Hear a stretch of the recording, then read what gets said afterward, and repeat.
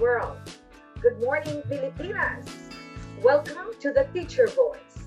This show aims to give teachers the opportunity to talk on air about their unforgettable journey and thrilling adventures, as well as share their splendid wisdom to inspire and give hope to our listeners and viewers. This show is aired by the Philippine Las Vegas radio station from the heart of Las Vegas every Saturday at 6 p.m. Pacific Time and 9 p.m. Eastern Time, and on Sunday in the Philippines at 9 o'clock in the morning. This is one of your co-hosts, Judy Cañete, welcoming you from New York City, and my other co-hosts. They are Tita Pasit Ross and Sir Marvin Cardonicara. From Hello. New York also, from New York. We both three from New York. So before we will start our program, we're going to have a short prayer. Let us pray. Our Father in heaven, we come into your presence with thanksgiving and praise for what you are and for what you have done to the lives of the teachers who are bringing the love, bringing the virtue, bringing the compassion, and bringing the fortitude into their respective classrooms.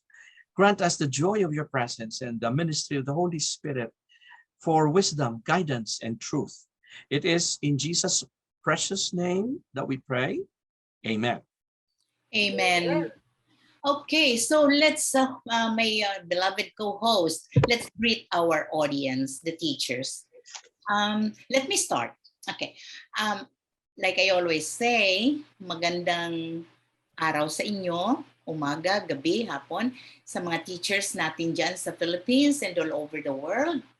And I'd like you to know that you are very much admired and appreciated for all your dedication, your hard work, and your service to the nation when you mold the young ones, especially into good citizens of the country.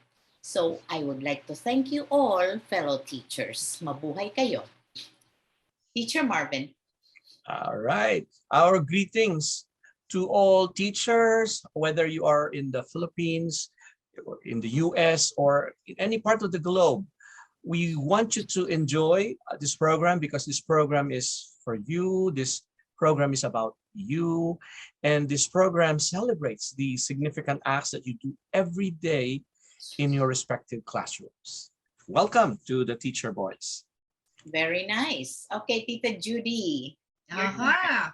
Sa mga four corners, nandyan sa four corners of the world, good morning, good afternoon, good evening, whatever. But here, we have a show that can inspire you, so stay tuned. Very good, very good.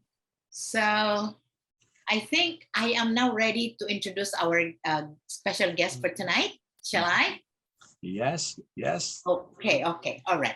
Our guest for tonight is a very young teacher who graduated from the Ateneo de Manila University with a degree in management engineering in 1996. After graduation, he joined the college math department of the same university, the Ateneo de Manila University. He left the Ateneo and taught in a nursing school and a startup school. In 2008, he met an entrepreneur from whom he learned the ropes of starting and running a business. He was exposed to the public opinion and survey industry, which required a lot of heavy mathematics. Teaching came calling again, so he left that business and he joined an international school before rejoining the Ateneo de Manila's School of Management, where he currently teaches business statistics and operations management. He says that whatever else he plans to do in the future, it will definitely be connected to the academe. He is a lifelong learner and no one can take the teacher out of him. And it's my pleasure to introduce to you this very young, handsome teacher, Joel Caballa. Welcome to the show, Joel. Yeah, Wow. thank you, Ma'am Chit. Good morning, good afternoon, and good evening wherever you are in the world. It's good to be here, and thank you for the nice introduction, Ma'am. You're welcome. Very good, Joel. Nice to meet you here. Right now, Joel is in Manila, right? Right. Okay. So, kamusta dyan, Joel, ang weather natin sa Manila? Right now, we're transitioning from the hot summer months to the rainy. I don't know. So Oh, lately, it's been a bit. Although it's not as hot temperature-wise, the humidity is terrible. yeah. So medyo yeah. So that's essentially it. No? It's hot in the mornings and it rains in the afternoon and at night. No? So that's the cycle currently. It hasn't fully Oh. transitioned yet to the Rainy day. really wet rainy season, but we're getting there. Okay. Tita Pasit and Tito Marvin, kamusta dyan ang taga-America, taga New York? Kamusta ang Tita Pasit sa Queens? It's nice weather lately, 70s. So Mhm. sometimes if you are one of the, people who love the warm weather, you would probably have to wear a sweater. But other than that, it has been beautiful. If it rains, it only rains in the evening. And so the plants are loving it. Yeah. Oh, so ngayon it is raining in there? Hindi naman. Not now, pero sometimes in the evenings it does. The Punta rain tayo usually sa... would usually surprise you. Oh, right. It has Oh, been. really? Sir Mhm. Marvin, kamusta dyan sa Queens? Sa inyo? 80 when I returned home from school, 85 up, 85. and it's gonna be on the 80s for the rest of the week. Oh, Pero that's okay. yeah, I was informed most likely by Thursday baka uulan na naman, 40% of rain. Oh, yeah. Oh, all right. So, I cannot tell you about Manhattan because I am not there. Ngayon, nasa Pilipinas, si Tita Jod, nag-enjoy din, di ba? So ngayon, it's very hot in here in Bacolod City. I'm from Bacolod. So it's very hot and grabing mga allergies ko naglabasan sa skin, sir.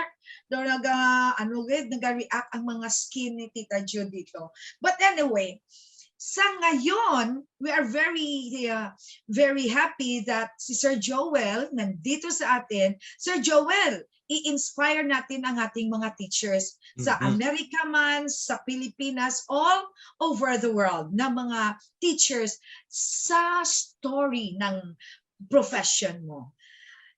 Naintriga ako dahil isa kang teacher at bumuo ka ng iyong business. What is the relationship of your being a teacher to the business that you are in right now? Okay. I think at first, no, the getting into a business was more came to be as shall we say in what people normally say. No, there's an itch that you need to scratch. I growing up, when you grow up in school, you go through 16, 17 years of schooling. And then I decided to still continue to teach. I've never, it took a while before I left the academe. I was teaching all the way until around 2006. So 10 years after I graduated, I was still in the academe. So there was this itch that I needed to scratch to see how it is on the other side of, I don't know, the professional life. Admittedly, it was difficult because I was already at that time in my early 30s, and I was going through. It was really difficult to compete with young fresh graduates at that point. But I was lucky that in one of my activities, endeavors, in the school that I was working for at that time, where we're in, because it was a school for entrepreneurship, and we invited entrepreneurs. Oh. One of them, became interested in me. In the knowing that I was their mathematics teacher and their operations teacher. He approached me and then told me, "Are you? How do you feel about that? Being here, being a student, being a teacher?" Admittedly, at that point, I was, parang I was in the phase of looking for Correct. something else to do, and Something. it's so Something new. yeah, it was serendipitous na parang there I was, there he was, and then we kind of hit it off, and right then and there, I told him, I'll just finish this term and I'll start working for you. So he was an entrepreneur. He had so many businesses of different kinds, real estate, water stations, and then so I learned the ropes. Kumbaga, and it was eye-opening for me, because for somebody who just thought of math, okay. I mean, just to let the audience know, Ma'am Chit was my math teacher. So she knows Yes, that yes. she knows that my strength has always been in the world of numbers, and I as she said a while ago, I taught in the math department. So it was finally good to see that the numbers actually represented something real. And then that's it. And then what happened is that well, one of the successful businesses of my mentor was actually running a polling firm. Okay, very much like in the States, Gallup or Yeah. I forget the ones, but in the Philippines we talk about Pulse Asia and SWS, no. And I worked for him at the time in preparation. When I joined him, it was the years leading up to the 2010 Philippine election. So we took the chance of helping a few candidates out, and I learned the ropes of the ropes of how to do a statistical research, how to gather data, which was hard. No? So to answer your question, Ma'am Judy, it's more of it was an itch that I needed to scratch. Okay. And it was eye-opening, to say the least. I will never. It was tough. It was tougher than I. Yes, ma'am. So Joel, would it be possible? A lot of teachers right now are listening, right? So, pwede pala. Would that be possible? Now you are a teacher and you can look for more than being a teacher. Yes, ma'am. I think that well, teachers, I feel, are really I would say that they're more likely to be successful entrepreneurs, because entrepreneurs will have to be resilient. All entrepreneurs will have to recognize mistakes and learn from them. I think among all of the professions, we as educators understand the most of the process of learning and relearning and making mistakes and adjusting and so on and so forth. So it's really part of our DNA, which is pretty much what makes an entrepreneur successful. I mean, you don't expect things to change if you keep on doing the same thing all over again. Diba? So we as educators are built for that. Yeah. So it's very possible for educators. Just to qualify my answer, ma'am, you will probably be more successful as entrepreneurs rather than as employees. If we're going to mga teachers, narinig nyo yan? Na naging successful pa sometimes ang maging isang entrepreneur, right? Joel, that is what you are saying. So pwede na you are an educator, you are a teacher, and you can still become an entrepreneur. So Marvin, you have something for Sir Joel. Yes, Sir Joel, you included in your bio that your paternal grandmother, who was a public elementary school teacher, had Mm-mm. guided you into your present outlook towards teachers. Mm-mm. And with that, I believe you have decided to take on the path of teaching.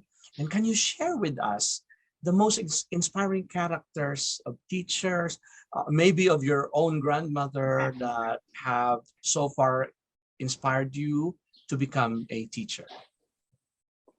Okay. Sige. Well, growing up, no, because my parents were both working at that time, and we still lived with my grandmother. So it's really pretty much every time I go home and I needed help for my homework, because I was very studious, and Mom Chick knows this.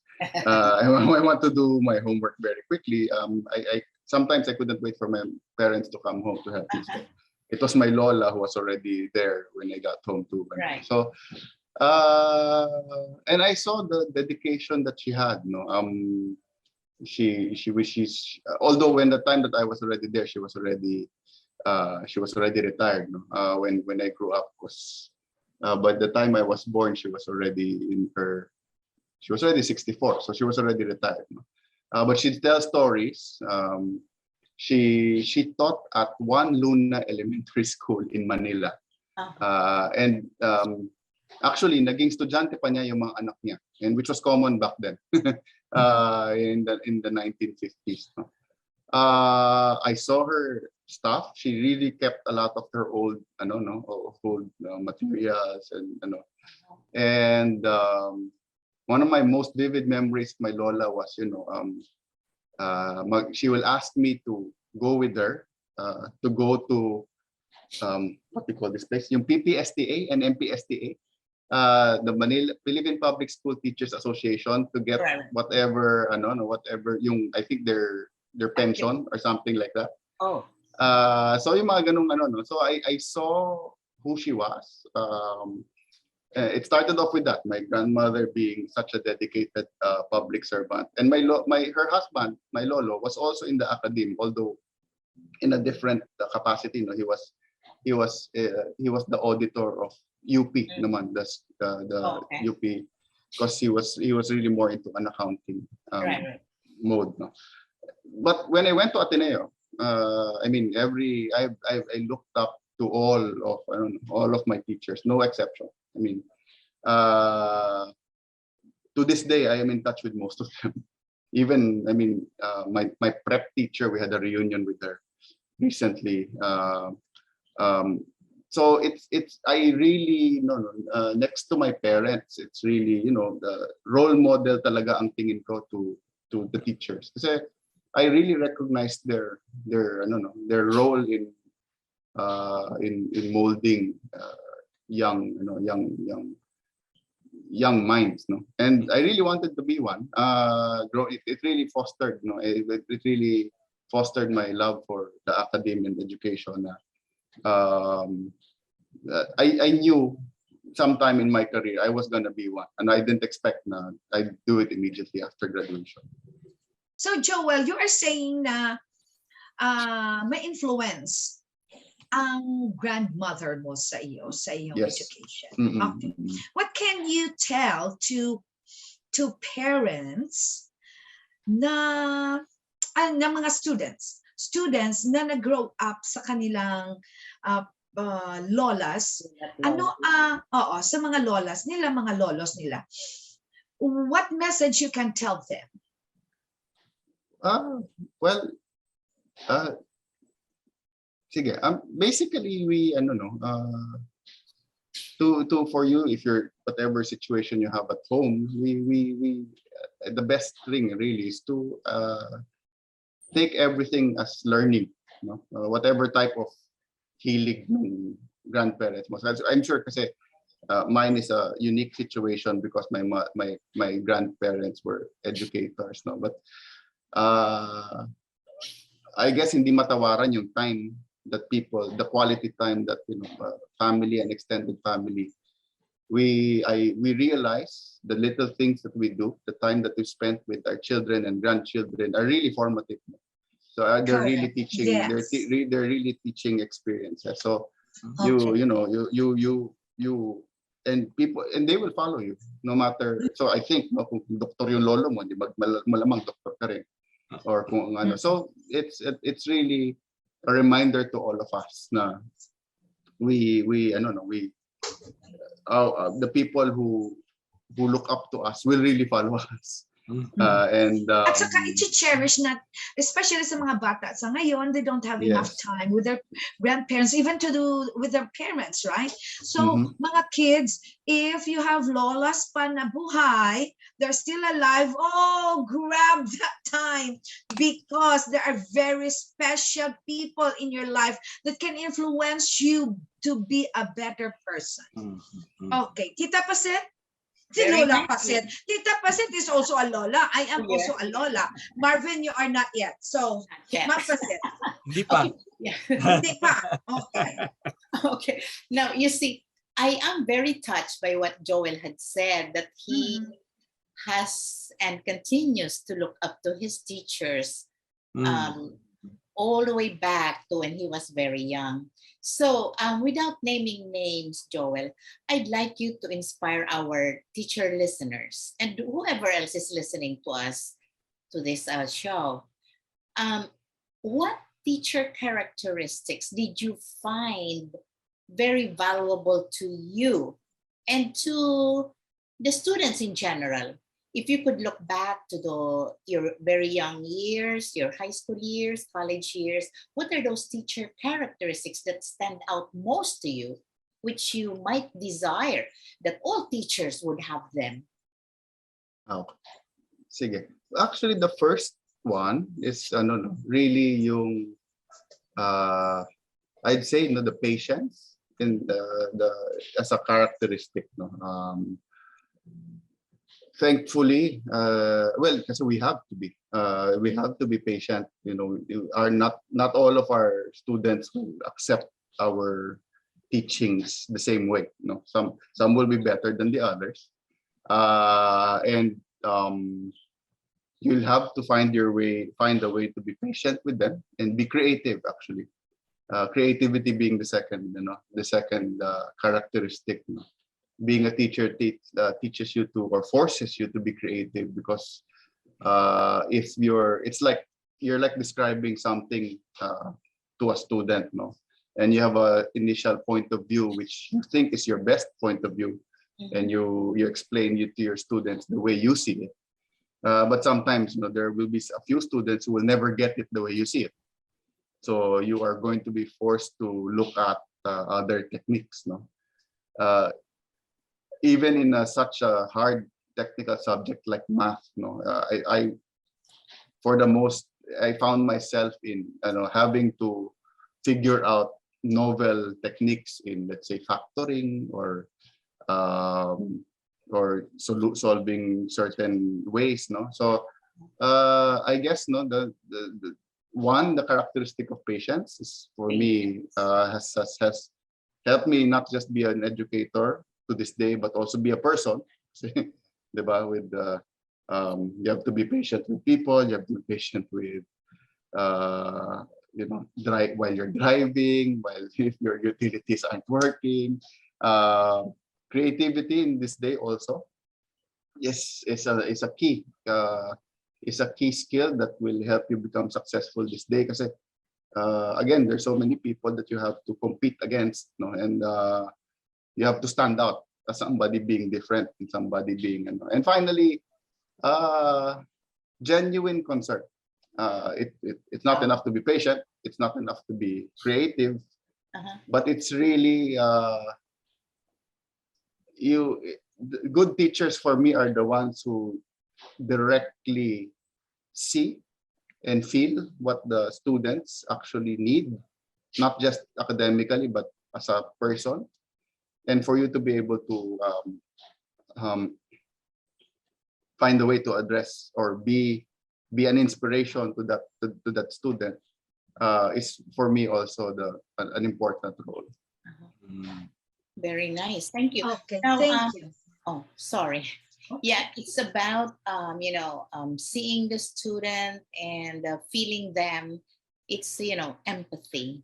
I think, Yes, yeah, that's the one of word. Yes. the right, one of the things, the many important things, empathy, I think, is one, because when you are able to connect with the child, Mm. it's really something very important for them. Sabi nga, you cannot change the whole world, but you can change one person by being empathetic with them, or just seeing them, connecting with them.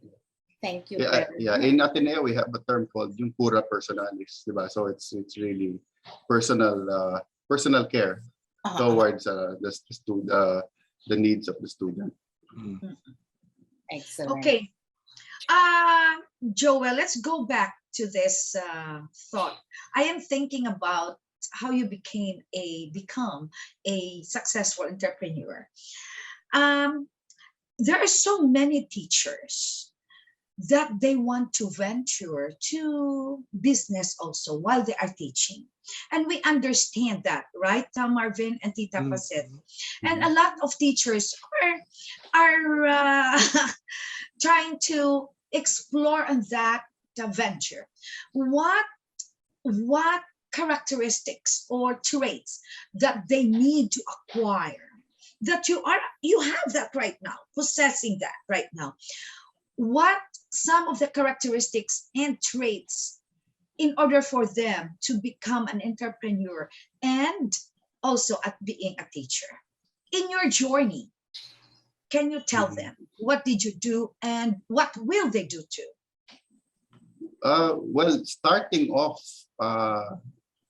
you really have to decide to just parang deconstruct yourself. I mean, let go. Don't begin that journey without any expectation first. Oh, wow. Yeah, I love that.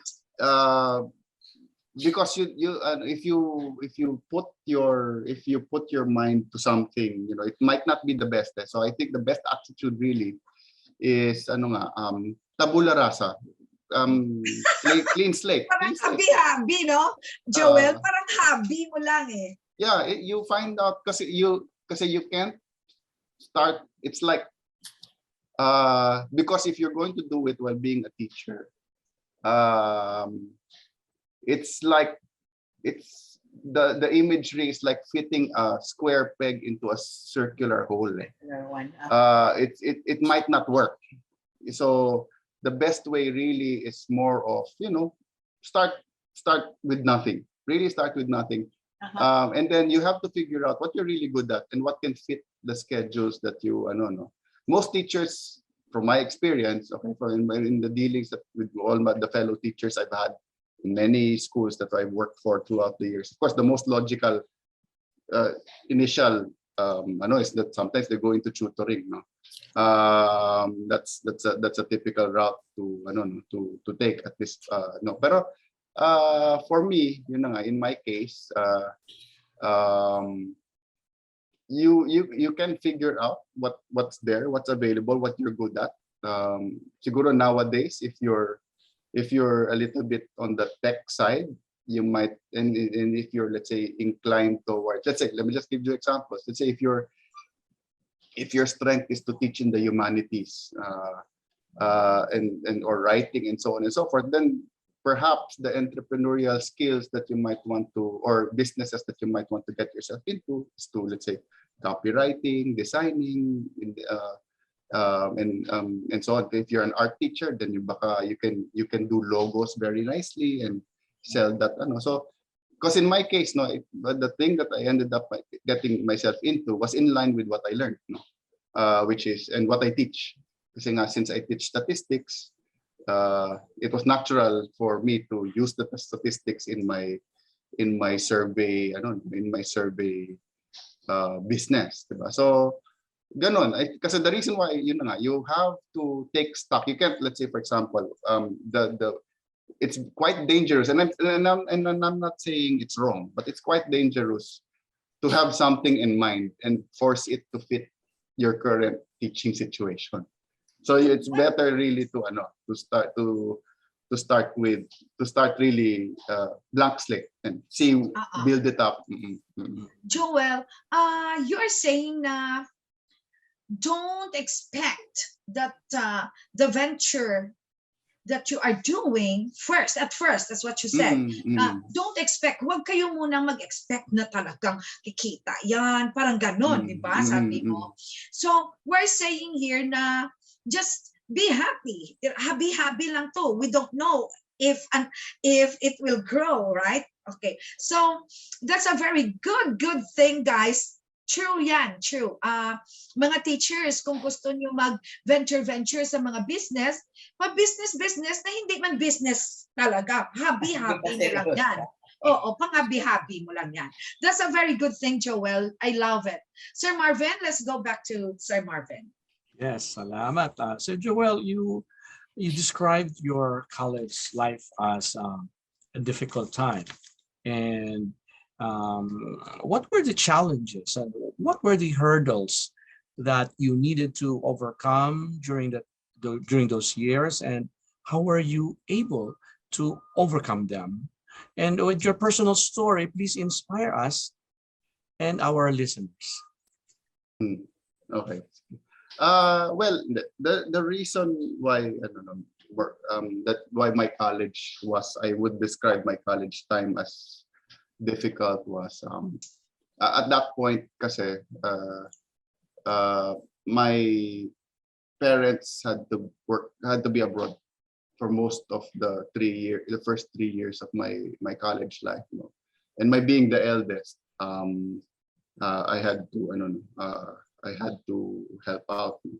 At that time, I already had in the same household. I had my 80-plus-year-old Lola, the same Lola who was the public school teacher, who was still taking care of us at that age. No, she was still cooking our lunches and our dinners. But I had to juggle, being in a difficult engineering course in Ateneo with, having to squeeze in trips to the market, trips to the grocery, and all this without driving a car. I mean, I do this by commuting and stuff. No, so as such, my grades suffered. Okay, at that point, I was barely getting by to pass. So the effect it had on me was really it blew my self-esteem, because throughout grade school and high school, honor student ako. I was in the top of my class most of the time. And all of a sudden, everything came crashing down because, I mean, Because admittedly, of that situation. yes. Because kumbaga, our course kasi has an annual screening, so to speak. No? You have to meet a certain grade after first year. You have to meet a second grade after second year. Right.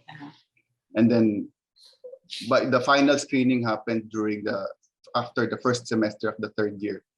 And at that point, I didn't know if I made it. Okay. So anyway, that's what happened. No, actually, that's general condition or situation that persisted at that time is what led me to decide to teach. It might sound bad, no? It might sound bad, but it's more of, it's on the one hand, I knew because it was the influence of me, my teachers, me wanting to be one. No? But at the same time, no, I said to myself, I didn't want to get into the corporate or the outside world na wala pa akong na self-esteem na build up. No? So, yeah. So thankfully, I mean, well, so if to answer Sir Marvin's question, it's really, you play the game. You play with the hands or the cards that you're dealt with.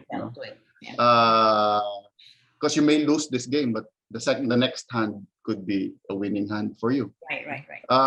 Yeah. So to be honest, there were times that I fell into despair and sadness. No, but you just move on. You just move on. You just fight it out. Okay. And thankfully, I had friends. I had my faith to help me go through that. It was a long process of getting I actually wouldn't consider myself siguro changed until, until the years where, siguro until, shall we say, mga 15 years after graduation. So it was a long process, no, of parang getting myself back into a situation wherein I was confident about my capabilities, and you it's really just laban lang in what we say Okay. here. Yeah. Be brave. Okay, Tita Pasit, thank you very much, Joel. Yeah. Si Okay. Tita Pasit. Right. Okay. Joel, in your bio notes, you spoke about searching for a fulfillment because you felt unfulfilled one time in your life as a teacher. So you went to some schools to try to find that until you found somebody, an entrepreneur who mentored you to become a businessman. But then after that, you went back to teaching. So what can you tell us, the teachers listening to us, what must you do if there is something that's bothering you, and how would you go about searching for that fulfillment that you were craving for? Okay. Well, first, siguro I'd advise that you should always really be true to your feelings. Because if you keep on denying it, it's just going to persist. No, so if you're true to your feelings and you're really parang sensitive to what's going on, and it will compel you to do something about it. In my case, really, one of the things that I wanted to, well, although I was doing okay entrepreneurship wise, and I mean business wise, parang I felt I needed to be in the classroom again. Ganon yung I missed the grind, of trying to, I don't know, to be of influence to another generation or another batch of students.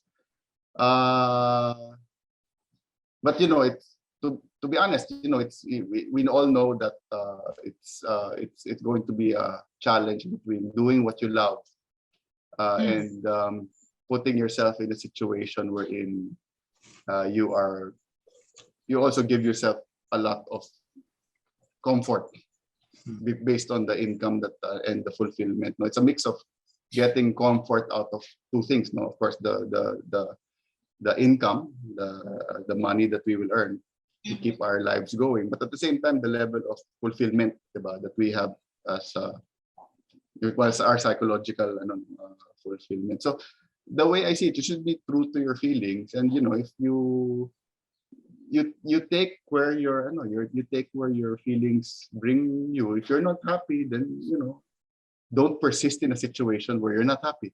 All right.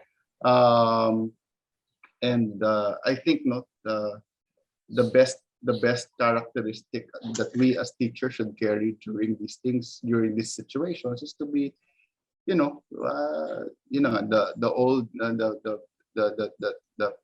notion that we are all lifelong learners, that we don't need to let's take ourselves from one era to another. We're not the same persons as we grow older.